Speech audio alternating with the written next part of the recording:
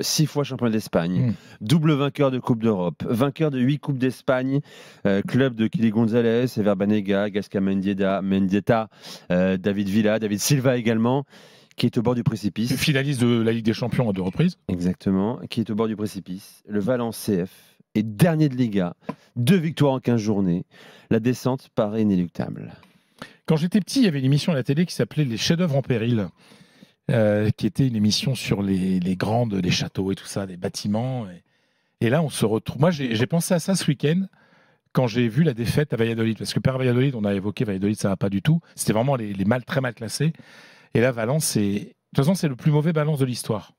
C'est-à-dire qu'en première division, il n'y a jamais eu un Valence aussi mauvais en première division, à cette hauteur du championnat. Alors, ils ont encore 2 matchs, ils ont 2 matchs en retard, mais il y en a un, c'est contre le Real, donc c'est quand même pas évident. Dans n'importe quel club normal, l'entraîneur, on voit que ça marche pas. Ruben Baraja, ancien joueur mythique espagnol, c'est un grand joueur lui aussi. Hein. Ruben Baraja, 300 matchs à Valence. Aurait dû être remercié, sauf que ça coûte 5 millions d'euros. Et les dirigeants de Valence sont tous d'accord qu'il faut changer, sauf qu'il y en a un qui décide. On a souvent parlé de lui, c'est le propriétaire, Monsieur Peter Lim, le milliardaire de Singapour, qui décide de tout là-bas, en ne connaissant absolument rien au football. Et M. Peter Lim, pour l'instant, non, il n'a pas envie de signer le chèque de 5 millions. Bah oui, mais quand on vient un entraîneur, il a un contrat, il y a des indemnités de licenciement. Ça, c'est tout à fait normal. Il y a le directeur sportif, etc., aimerait bien avoir quelqu'un capable de sauver une équipe, comme il l'a fait avec Séville il n'y a pas si longtemps. Quique Sánchez Flores, très bon entraîneur, mais Julien le connaît bien, il est passé en Angleterre. Il a un cachet, c'est-à-dire que lui, il coûte de l'argent. Et là, pareil, Peter Lim, il n'a peut-être pas forcément envie de faire le chèque. Donc, on se retrouve avec une équipe qui va tout droit vers la 2e division. Ça fait quand même plusieurs années où on se dit attention, attention, ils ont toujours réussi. Sauf que là, on a l'impression que c'est impossible.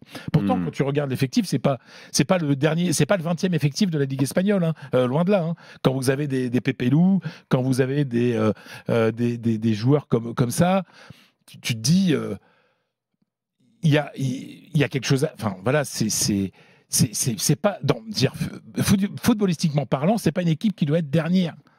C'est pas possible. Simplement, quand tu sens que tes dirigeants font n'importe quoi, que tu as un propriétaire qui ne pense qu'à l'argent et qui en a rien à foutre du foot, quand il n'y a pas de direction vers l'avenir, là, tu peux t'inquiéter. Mais moi, ce qui m'inquiète, ce n'est pas la descente en 2e division. Ça arrive à plein de grands clubs. C'est ce qui peut se passer après. Moi, je me souviens quand il y a 25 ans, l'Atlético est descendu en 2e division et passé 2 ans en 2e division. Ça n'a pas été catastrophique parce que il était ce qu'il était, Jesus Ril, mais tu avais un président qui connaissait le foot et qui avait travaillé, et puis après ils ont travaillé pour revenir. Parce que quand Villarreal, il y a quelques années, descend, c'est pas un drame. Ils avaient budgété, ils savaient que ça n'allait pas bien, qu'il y avait ce risque, ils avaient budgété, ils sont remontés la saison d'après, et vous voyez le parcours ces dernières années de Villarreal. Mais parce qu'il y avait des dirigeants qui avaient une certaine idée du football, une certaine idée de l'avenir.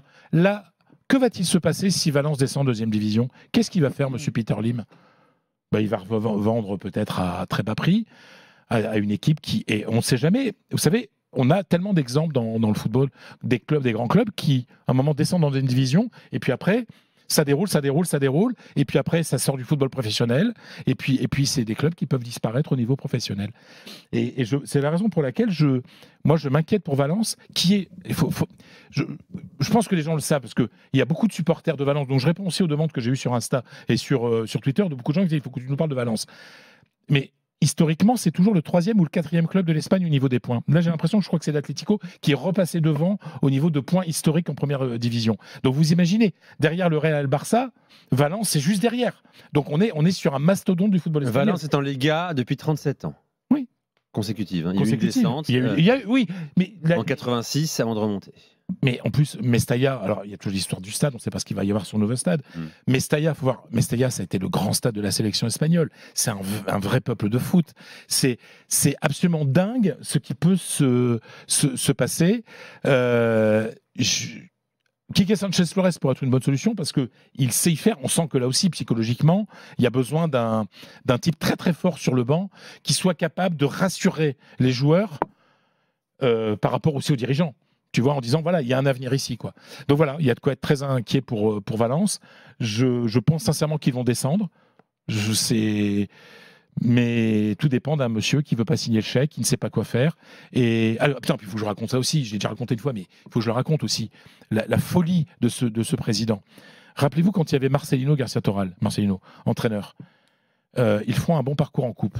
Et là, le patron, enfin le président de Valence, le propriétaire de Valence, Peter Lim, dit il faut lâcher la coupe. Il faut se concentrer sur le championnat. Il gagne la coupe en battant le Grand Barça en finale. Il n'est pas content, il engueule Marcelino. Et d'ailleurs, ça s'est fini. Marcelino est parti.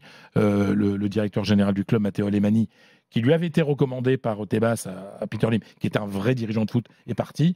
Donc voilà, parfois, l'argent extérieur peut faire du bien.